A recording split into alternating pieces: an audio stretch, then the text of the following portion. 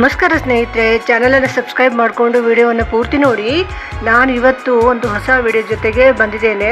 ಹಿಂದಿನ ವಿಡಿಯೋದಲ್ಲಿ ಗೂಬೆಯು ಮನೆಯೊಳಗೆ ಬಂದರೆ ಏನಾಗುತ್ತೆ ಅನ್ನೋದ್ರ ಬಗ್ಗೆ ಒಂದು ವಿಡಿಯೋವನ್ನು ಮಾಡಿದ್ದೆ. ಎಲ್ಲರೂ ಸಹ ನೋಡಿದ್ದೀರಾ ಅಂತ ಅಂದ್ಕೊಳ್ತೀನಿ. ದಯಮಾಡಿ ನೀವು ನೋಡಿಕೊಂಡು ಸುಮ್ಮನೆ ಇರಬೇಡಿ. ಎಲ್ಲರಿಗೂ ನಿಮ್ಮ ಆಪ್ತೇಷ್ಟರಿಗೆ ಅದನ್ನು ಶೇರ್ ಮಾಡಿ, ಎಲ್ಲರಿಗೂ ಸ್ವಲ್ಪ ಅವೇರ್ನೆಸ್ ಬರಲಿ. ಹಾಗೆಯೇ ಈ ನಿಶಾಚರಿಗಳು ಅಂತೇಳಿ ಹೇಳ್ತೀವಲ್ಲ, ರಾತ್ರಿಯ ವೇಳೆಯಲ್ಲಿ ಓಡಾಡ್ತಕ್ಕಂತಹ ಪಶು ಪ್ರಾಣಿ ಪಕ್ಷಿಗಳಿಗೆ ನಿಶಾಚರಿಗಳು ಅಂತ ಹೇಳ್ತೇವೆ. ರಾತ್ರಿಯ ವೇಳೆಯಲ್ಲಿ ಮಾತ್ರ ಅವರಿಗೆ ಚೆನ್ನಾಗಿ ಕಣ್ಣು ಕಾಣುತ್ತೆ. ಬೇಟೆಯಾಡೋದು, ಆಹಾರದ ಬೇಟೆ ಅಥವಾ ಒಂದು ಕಡೆಯಿಂದ ಇನ್ನೊಂದು ಕಡೆಗೆ ಹೋಗೋದೆಲ್ಲವೂ ರಾತ್ರಿಯಲ್ಲೇ ಮಾಡೋದ್ರಿಂದ ಅವುಗಳಿಗೆ ನಾವು ನಿಶಾಚರಿಗಳು ಅಂತ ಹೇಳ್ತೇವೆ. ಈ ಗೂಬೆ ಅನ್ನುವಂತಹ ನಿಶಾಚರ ಪಕ್ಷಿಗೂ ಮನುಷ್ಯನಿಗೂ ಒಂಥರ ಅವಿನಾಭಾವ ಸಂಬಂಧ ಅಂತ ಹೇಳಿದರೆ ಏನು ತಪ್ಪಾಗಲ್ಲ.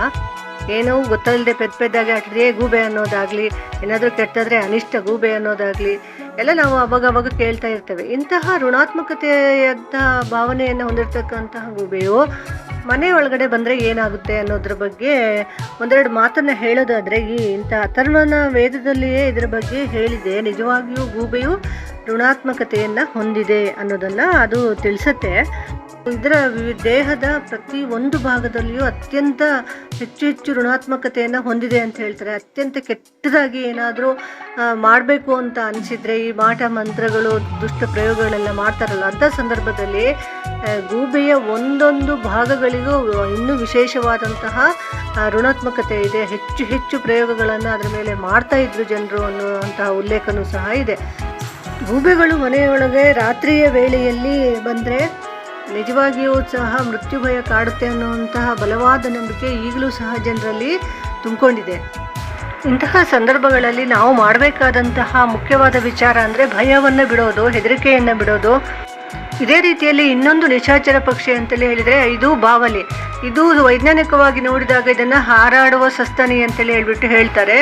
ಸದಾಕಾಲ ರೆಕ್ಕೆಗಳನ್ನು ಹೊಂದಿರತಕ್ಕಂತಹ ಸಸ್ತನಿಯಾಗಿದೆ ಇದು ಸದಾಕಾಲ ಮರಗಳ ಮೇಲೆ ಜನರು ವಸತಿ ಇಲ್ಲದೇ ಇರತಕ್ಕಂತಹ ಪ್ರದೇಶದಲ್ಲಿ ತಲೆ ಕೆಳಗಾಗಿ ಜೋತಾಡ್ತಾನೇ ಇರ್ತವೆ.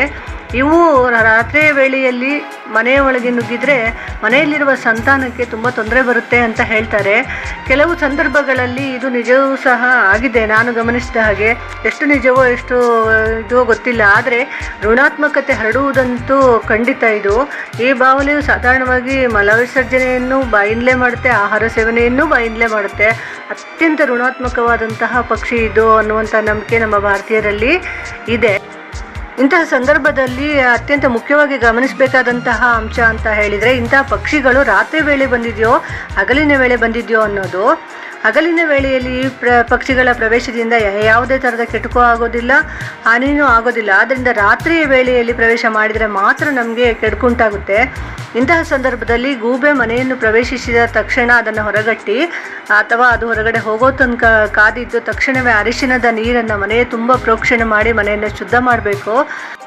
ಮನೆಯ ಯಜಮಾನರು ತಲೆಯ ಸ್ನಾನವನ್ನು ಮಾಡಿ ಬೆಳಗಾದ ಮೇಲೆ ಮನೆಯ ಯಜಮಾನರು ಅಥವಾ ಮನೆಯಲ್ಲಿ ಯಾರು ಹಿರಿಯರಿದ್ದಾರೋ ಅವರು ತಕ್ಷಣವೇ ತಲೆ ಸ್ನಾನವನ್ನು ಮಾಡಿ ನರಸಿಂಹ ದೇವರ ದೇವಸ್ಥಾನಕ್ಕೆ ಹೋಗಿ 8 ಪ್ರದಕ್ಷಿಣೆಗಳನ್ನು ಹಾಕಿ ಪ್ರಾರ್ಥನೆಯನ್ನು ಸಲ್ಲಿಸಿ ಕೈ ಮುಗಿದು ಪೂಜೆಯನ್ನು ಮಾಡಬೇಕು. ಅಲ್ಲಿಂದ ತೀರ್ಥವನ್ನು ತಂದು ಎಲ್ಲರೂ ಸಹ ಸೇವಿಸಬೇಕು. ಈ ರೀತಿ ಮಾಡಿದರೆ ದೋಷ ಪರಿಹಾರ ಆಗುತ್ತೆ. ಇನ್ನು ಬಾವಲಿಗಳು ಬಂದಾಗ ಏನು ಮಾಡಬೇಕು ಅಂದರೆ, ಬಾವಲಿಗಳು ಬಂದಾಗ ಮನೆಯನ್ನು ಅರಶಿಣ ನೀರು ಅಥವಾ ಗೋಮೂತ್ರ ಇದನ್ನು ತಂದುಬಿಟ್ಟು ಪ್ರೋಕ್ಷಣೆಯನ್ನು ಮಾಡಿ ಮನೆಯನ್ನು ಶುದ್ಧೀಕರಿಸಬೇಕು. ತಕ್ಷಣವೇ ಎಲ್ಲರೂ ಸಹ ಮನೆಯಲ್ಲಿರ್ತಕ್ಕಂತಹ ಎಲ್ಲ ವ್ಯಕ್ತಿಗಳು ತಲೆಯ ಸ್ನಾನವನ್ನು ಮಾಡಿ ಕುಲದೇವರ ಅಥವಾ ಮನೆದೇವರ ಪೂಜೆಯನ್ನು ಮಾಡಿ ಪ್ರಾರ್ಥನೆಯನ್ನು ಸಲ್ಲಿಸಬೇಕಾಗುತ್ತೆ. ಈ ರೀತಿಯಲ್ಲಿ ಮಾಡೋದ್ರಿಂದ ಪರಿಹಾರ ಆಗುತ್ತೆ, ಬರ್ತಕ್ಕಂಥ ದೋಷಗಳೆಲ್ಲವೂ ಪರಿಹಾರ ಆಗುತ್ತೆ. ನಿಮಗೆ ಅಥವಾ ನಿಮ್ಮಲ್ಲಿ ಅಕ್ಕಪಕ್ಕದಲ್ಲಿ ಯಾರಿಗಾದರೂ ಸಹ ಸ್ನೇಹಿತರಲ್ಲಿ ನೆಂಟರಿಷ್ಟರಲ್ಲಿ ಇಂತಹ ಘಟನೆಗಳು ಜರುಗಿದಾಗ ಅವರಿಗೆಲ್ಲ ಧೈರ್ಯವನ್ನು ಹೇಳಿ ಈ ರೀತಿಯ ಪರಿಹಾರವನ್ನು ಸೂಚಿಸಿ. ದಯಮಾಡಿ ಈ ವಿಡಿಯೋವನ್ನು ಎಲ್ಲರಿಗೂ ಶೇರ್ ಮಾಡಿ, ಲೈಕ್ ಮಾಡಿ, ಚಾನಲನ್ನು ಸಬ್ಸ್ಕ್ರೈಬ್ ಮಾಡ್ಕೊಳ್ಳಿ. ನಮಸ್ಕಾರ.